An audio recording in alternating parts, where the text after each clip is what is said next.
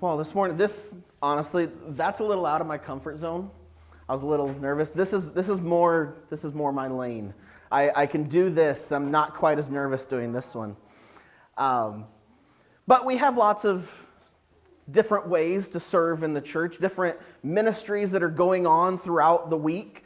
We have a number of small groups. They pop up here and there, and one of them that we have going on is an online small group. You can find it on Facebook. But this last week, in that group, we were talking about our feelings or our emotions. It started off the beginning of the week with the question, what does it mean when someone tells you to stop acting like a baby?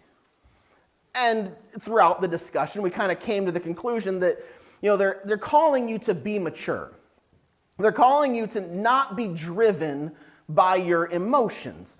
Don't get me wrong, emotions aren't bad. Emotions are good. Emotions have been given to us by God, but when they're not used properly, they can be a hindrance. As an example, look no further than my 6-year-old. Because I don't know if it's the age, I don't know if it's the child, but as soon as he turns 6 years old, this kid is like emotions on steroids. I couldn't tell you the number of times we tell him to, go put your pajamas on, and he gets angry and stomps up the stairs yelling and screaming, or we tell him that he can't do something, or we correct him in some way, and he gets all depressed and all mopey. And I don't like making my kids sad. I try to help them out. I try to be compassionate. And so I comfort him, and I try to talk to him through all this, and I ask him, what's the problem? And usually he tells me something like, I just feel like nobody likes me.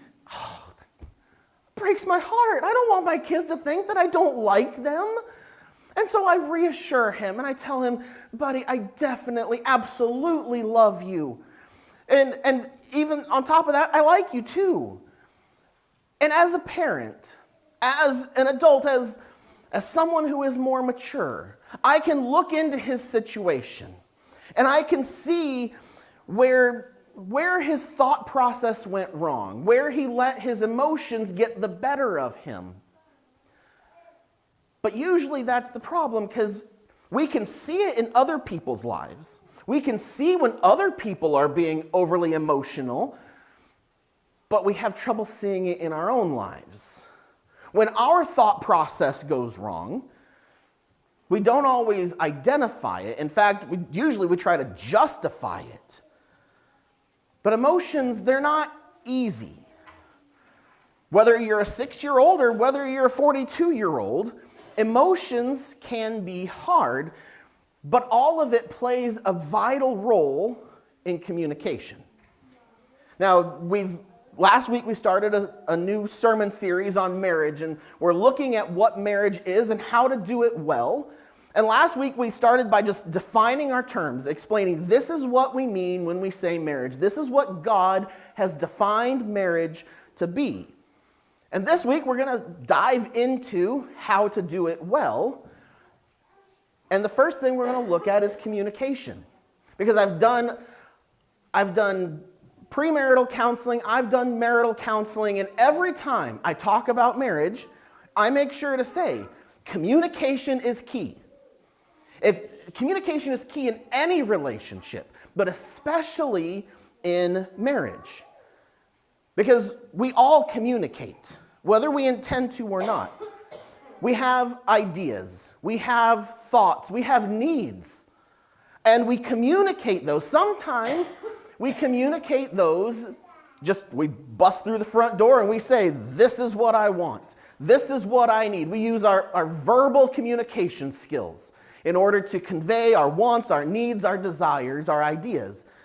But sometimes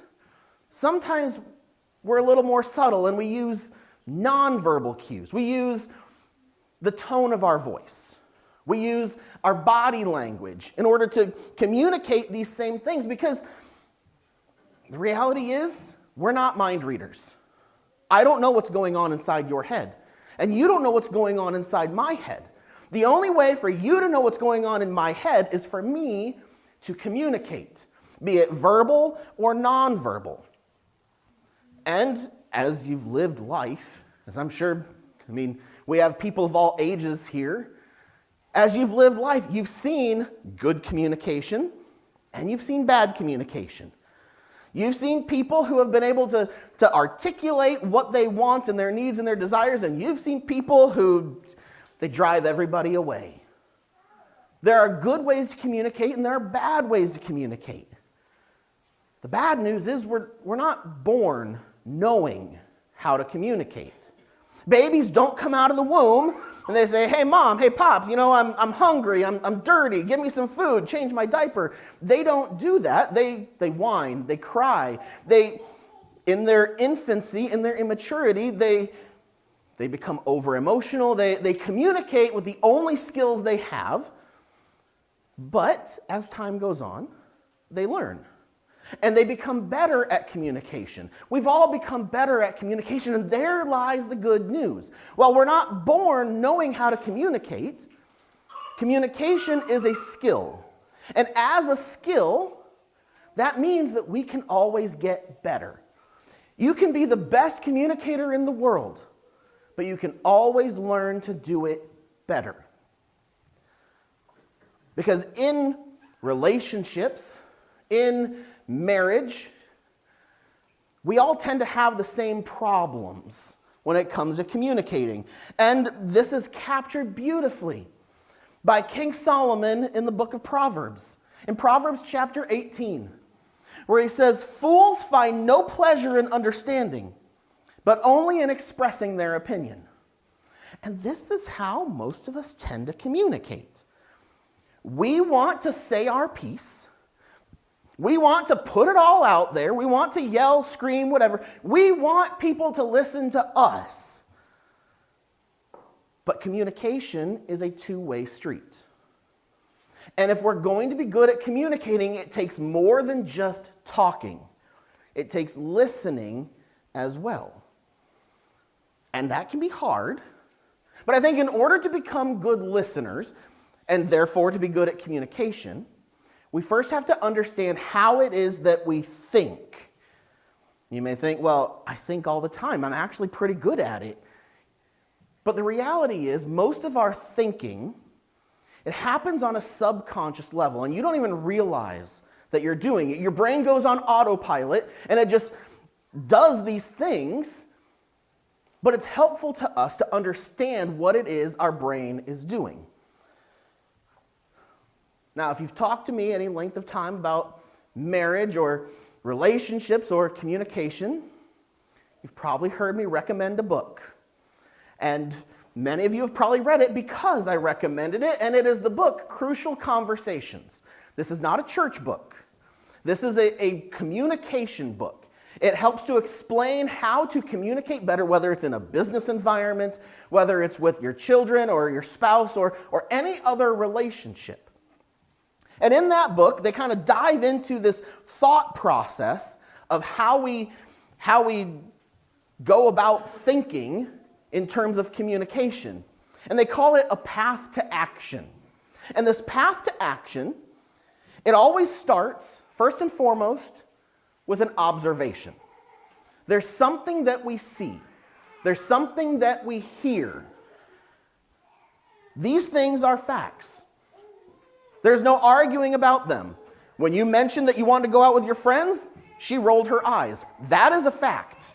You know what you saw. There is no debating whether it happened or not. He said that he is going to be working late every night this week. That is a fact. Those are the words that he said. There's no arguing about what you see and hear. There's no arguing about the observations. They are just simple fact. But in addition to that, what's more important than the observations that we make are the reaction that we have to it. Because as soon as we get that input, as soon as we make that observation and we see something or we hear something, that's when we begin to tell ourselves a story. And you may be thinking, I don't do that, I don't try to do that. Like I said, this is all subconscious. You're not trying to do this. This is just how the human brain works. You were given a certain piece of information, but it doesn't give you the full story. So you begin filling in the gaps. You begin trying to piece together a story that makes sense. It's your best guess as to what reality is. It's based on the facts. But then you have a little bit of extra stuff filling in the gaps and trying to inform what happened. So she rolled her eyes when you said you want to hang out with your friends. And so, obviously, my wife hates my friends. That's the story that I tell.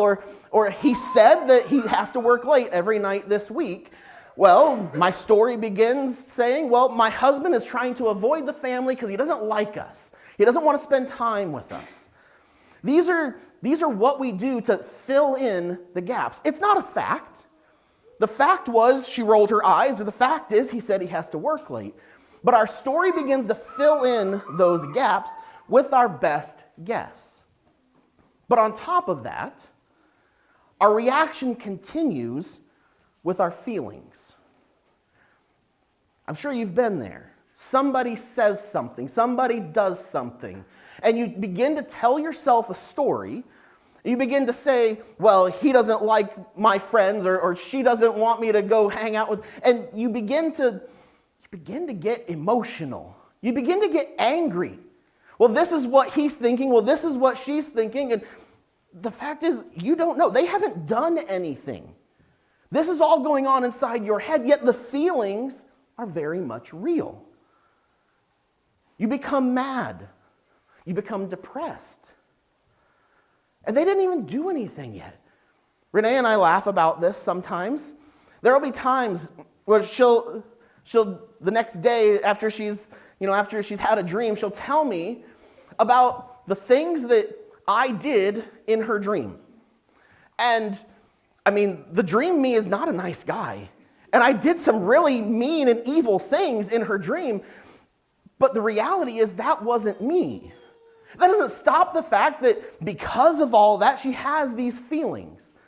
And sometimes, she tries really hard, sometimes it's hard to separate those feelings. But I didn't do anything. I can't be held responsible for what the dream me did. I agree, he's a jerk. But our feelings are very much real. Wherever they came from, they are very much real. And the thing is, our story and our feelings, they go hand in hand.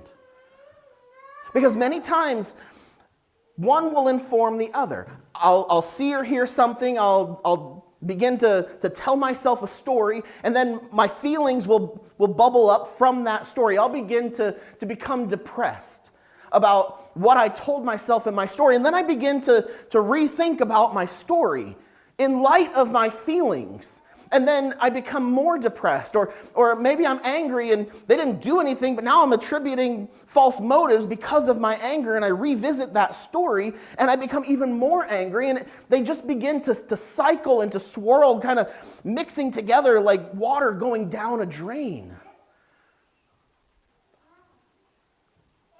This is just how the brain works. It's not right, it's not wrong. That's just how our brain works.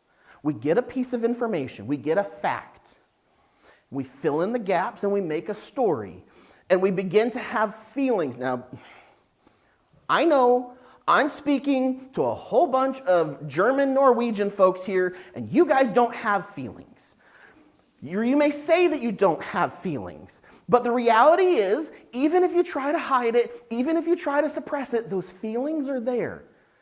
And this is how your brain works. You're not trying to do it on purpose, but this is how every single human brain works. This is the default for how humans work. We get a piece of information, we make up a story filling in the gaps, and that influences our feelings. And as we go along this path to action, the very last step is action. Based on our story, based on our feelings, then we finally begin to act. We begin to put our story into practice. Our fight or flight instincts begin to kick in. In Crucial Conversations, they refer to it as silence or violence. We begin to feel all these feelings. We begin to think these things. And so we bottle it all up. Well, we don't want to say anything.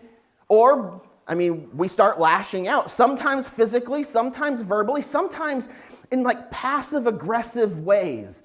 Where because of this story, now I'm going to pick and I'm going to poke and I'm going to do something because they made me mad. So now I'm going to do something to retaliate. I'm going to resort to silence or violence. Well, if she's not going to do the dishes, then I'm not going to do X, Y, and Z. Or if he doesn't know what it is that made me mad, well, I'm certainly not going to tell him. He can just stew in it until he figures it out. Or I've heard this one before. Well, if they don't want to spend time with my family, then I'm not going to spend time with their family. And we begin to have these fights. We begin to act out this story and our feelings. And the facts end up getting quickly substituted for whatever it is, whatever feelings we had, whatever story we made up, and this leads directly to our actions. Now, maybe you're thinking back in your life, and you're remembering a time when, that is kind of what I did. I kind of acted on emotion. I didn't think the whole thing through, and you're not alone. Like I said, this is the default. This is what people do. We see this in everybody, in every relationship. And at the end of the path, we have silence or violence, and this is what leads to fights in marriage. We have this story. We have these feelings that maybe we've bottled them up for a long time, and then something happens and we snap, and then we were in silence, now we're in violence, and we just start fighting, and we just want to inflict the same amount of pain that has been inflicted on me onto somebody else. And it shouldn't be this way. It shouldn't be this way in general relationships, but it really shouldn't be this way in marriage either. For as James told us, everyone should be quick to listen, slow to speak, and slow to grow angry. In the book Crucial Conversations, they refer to this as contributing to the pool of meaning. Because in my life, I can take time and I can look back across my path to action. I can look at what's going on in my mind and I can begin to separate, these are the facts, these are my feelings, this is the story that I told myself, and it's based on facts, but here's where I went wrong. Just like with my 6-year-old, I can look at where his thought process went wrong, and if I take time and I examine myself and my own path to action, I can begin to pick that apart. But I have to be intentional about it. And it's helpful for me to understand where I'm coming from, but I then have to share that with my spouse. Because in our relationships, I don't get to hear, I don't get to see that whole thought process. I come in at the very end of your path to action. When it finally comes to action, that's when I enter the scene. Same thing's true with me. When I finally get to the path to the point of action, that's when you enter the scene. And before that, you don't get to see all the story. You don't get to see all the feelings that went on before that. And so, if you're going to understand what I'm thinking and my path to action, and if I'm going to understand what you're thinking and your path to action, then we both have to share and we have to contribute. But so many times, we're too busy trying to say our piece, and we don't take time to listen. That's why James says we need to be quick to listen, slow to speak, and slow to become angry. Because in doing so, we can begin to share our knowledge. We can begin to contribute to this pool of meaning. Because I only have part of the story. I only have bits and pieces. I have a few facts, and then I have my story, my best guess that I filled it in with. And the same is true on the other side. But when I can look at my path to action, when I can understand how I came to my conclusions, and I can share that, I can say, well, I saw you roll your eyes, and it made me feel that you don't really like my friends. And that hurt, because I like my friends. Or, you said that you had to work late, and this is the third week in a row. And it just makes me feel like you're trying to avoid the family. And as I share from my path to action, as I contribute to this pool of meaning, anybody can dip into this pool of meaning to fill in the gaps in their own story. Well, maybe she just had indigestion. Maybe she was thinking of just that one friend that she doesn't like, and that's why she rolled her eyes. There are reasons. And maybe they're not the reasons that you filled in your story. But as we can come together, as we can share, as we can contribute to that pool of meaning, that I can begin to fill in the gaps in my story, and you can begin to fill in the gaps of your story, so that we can come to the same page. And it sounds really easy when you put it that way, but it's not. Because many times we are reluctant to share. We're reluctant to contribute to that pool of meaning, and the reason is we don't feel safe. This is something we talked about in the online group this past week. How sometimes you have these feelings and you have these emotions, but you just can't share it because you're afraid that somebody's going to throw it in your face. You're afraid that somebody's going to start talking about you behind your back. You're afraid that they're not a safe person to share with. And unfortunately, that happens in marriage sometimes too. We don't feel that you're a safe person to talk to. Maybe it's because of things that have happened. Maybe it's because of the story that we've told. The reason why doesn't matter, but we're reluctant to share because we don't feel like we're going to be received. And so in order to have those conversations, here are a few tips. A few tips to help build safety within those conversations so that a conversation can take place. First and foremost, when you find yourself in those conversations where you're trying to contribute to the pool of meaning, you first of all need to be sincere. Because we've all had those conversations. Somebody's asking how we're doing, but they really don't care how we're doing. They're just saying it because that's the thing they're supposed to say. People can tell when you're being fake. People can tell when you're just trying to put a Band-Aid on the problem. People can tell when you really don't care what they have to say. You're just trying to get to the end so that you can sweep it under the rug and you can move on. People are aware of that. I mean, we're all smart enough. You've been in those conversations where somebody's they're saying the words, but you can tell they don't really care.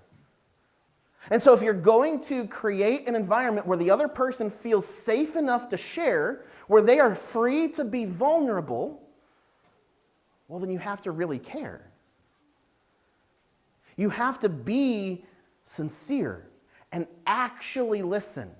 Not just try to get to the problem so you can fix it, so you can solve it, but actually listen. Not trying to come up with your response, your rebuttal, but to actually hear what they are saying. And then, as you get into that conversation, stay curious. Continually ask the question, why? Why are they saying this? Why does she say that I never listen? Obviously, I do. But what happened? What would give her the impression that I'm not listening? Or why does she say that I don't ever help around the house? I do this, I do that, I do that. Ask the question, why? Why does she feel this way? Because if your spouse isn't crazy, which most people aren't, then there is a rational reason There is a story behind this. And if you can trace that path to action back to the story, to the feelings, to the actual facts, then you can have a better understanding of why the sane and rational person is acting in this way that seems irrational to you. But you have to be continually asking why. Don't jump to conclusions. It's really easy.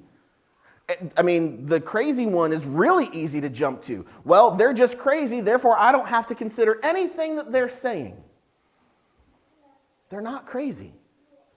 And so why would a sane and rational person have these thoughts? Why would a sane and rational person be upset at the seemingly small thing? And ask the question, why? And build that conversation, continue to draw out so that everybody can contribute to that pool of meaning so that you can fill in the gaps in each other's stories. And then be patient. Be patient, because this isn't a magic bullet. This isn't, well, I followed all these steps, I did what Pastor said, and the problem didn't just magically go away. It doesn't work that way. This isn't a magic bullet that's just going to fix everything. There are hurdles that need to be overcome in order to establish safety in conversation, in order to make someone feel that they can trust you in their vulnerability. Now, I know, guys, we're fixers.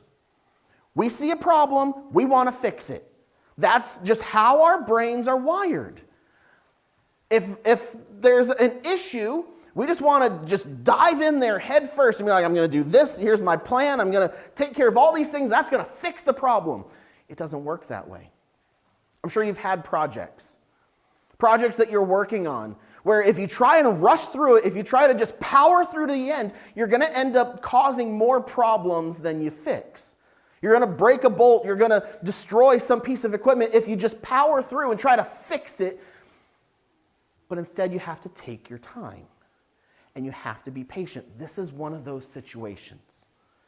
If you're going to actually build trust, if you're going to have a conversation and address the issues, you need to allow time for the other person to find security, to allow the other person to find safety in that conversation.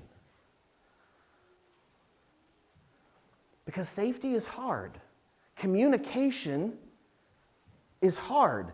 And many times, even when we start having that conversation, the feelings are still there. The anger, the depression is still there. And it doesn't just magically go away because, well, I've decided I want to have a conversation now. And it takes time for those feelings to subside so that safety can be had, so that conversation can be had, so that I can inform your story and you can inform my story. Communication is at the heart of every single relationship. Whether you are married, whether you are single, whether it's in your family or whether it's at work or with your friends, communication is at the heart of every single relationship. And because our brains do this wacky thing without us trying to do it, communication is hard. Communication in marriage is even harder because the stakes just seem that much higher. And I could go on and I could continue to dive into this. And in fact, I did an entire sermon series on this, about fighting fair in your marriage, where I dove into these things and even more. And if you want to know more about how to communicate in your marriage, go to our website, BeulahNazarene.com, scroll to the bottom of the page. There's a whole bunch of marriage sermon series right there.